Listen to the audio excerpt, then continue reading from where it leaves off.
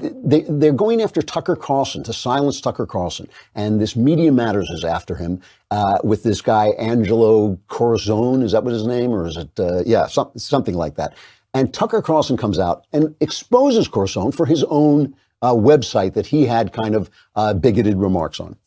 It turns out that for years, Corazon maintained a racist blog. One post entitled, quote, "Tranny Paradise," addressed a crime story from Thailand. A Bangladeshi man had been robbed and assaulted by a group of male prostitutes dressed as women. Corazon objected to the idea that this was even a story and ridiculed South Asians as inherently ugly and poor. Quote, "Is the writer a tranny lover too? Or perhaps he's just trying to justify how these trannies tricked this Bangladeshi in the first place. Look, man, we don't need to know whether or not they were attractive. The effing guy was Bangladeshi. What the hell was he doing with $7,300 worth of stuff? The guy's Bangladeshi." End quote. In another post, Corazon described how a male coach at a Japanese high school had sexually abused female players. People in Japan were horrified by this, understandably. Corazon was not. His advice, quote, "Lighten up, Japs."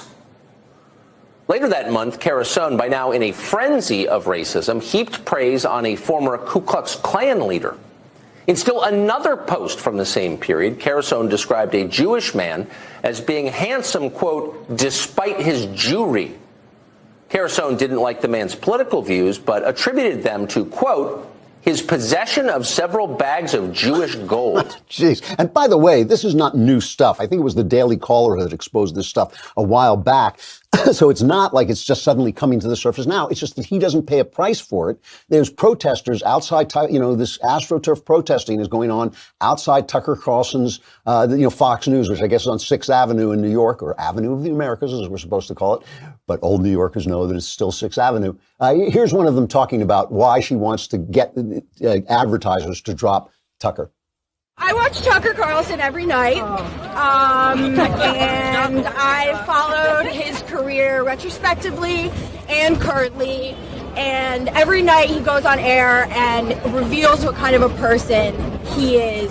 Someone whose core mission in the media is to elevate fringe white identity grievances and use his massive microphone to mainstream full-blown white supremacy and move the Overton window, which represents the spectrum of acceptable dialogue in the media towards fascism.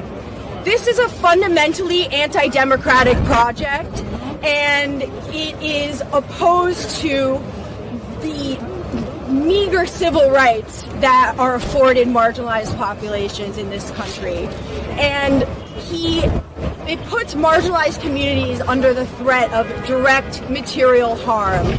This is nonsense. Also, obviously, she has such a line here. She's obviously an activist. She's obviously a studied person who knows this is not some woman off the street who's just outraged. This is AstroTurf. This is somebody who's hired to do this stuff or does it for a living or for that. This is the purpose of her life. But it's about shutting him down. It's not about anything he said.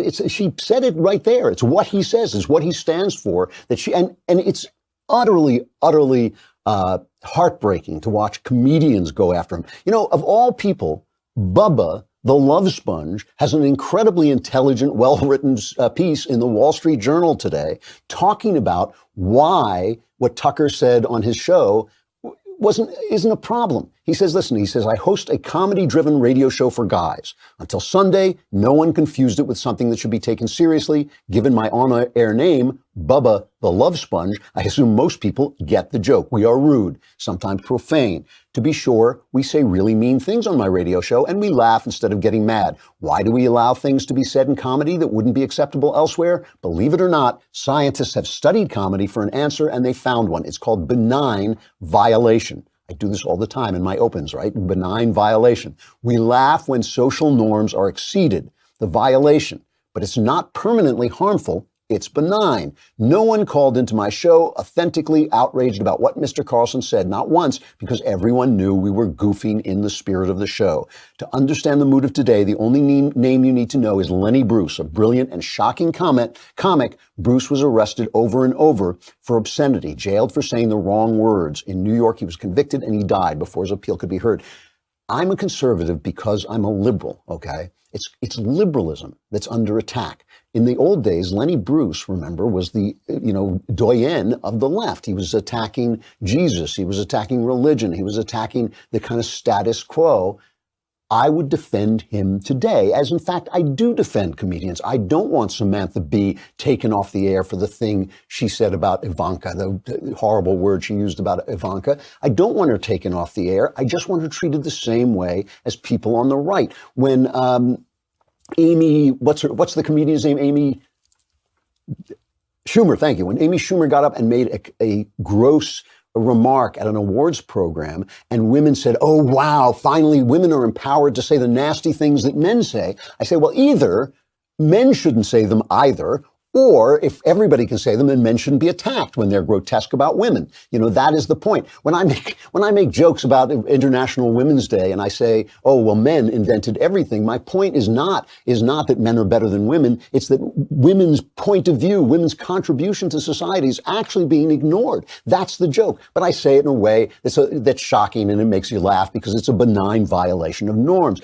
Meanwhile, on the left, it's like silence. Everything is silence. Twitter has announced their new rules, and their new rules are designed to protect the left from the right. Their rules are designed, they're not going to tell us anymore that people like ideas on the right. They're not going to tell us that anymore because they know that people who put forward good ideas, Ben Shapiro, people who are against abortion, they get a lot of likes. They get a lot of support on Twitter, and that a lot of people who, when they spout the kind of stupid Alexandria occasional cortex socialism that really takes a lack of insight, education, and knowledge to come up with, they get ratioed, basically. They get told how silly it is. And that's the thing that gets me. It's liberalism that's under attack.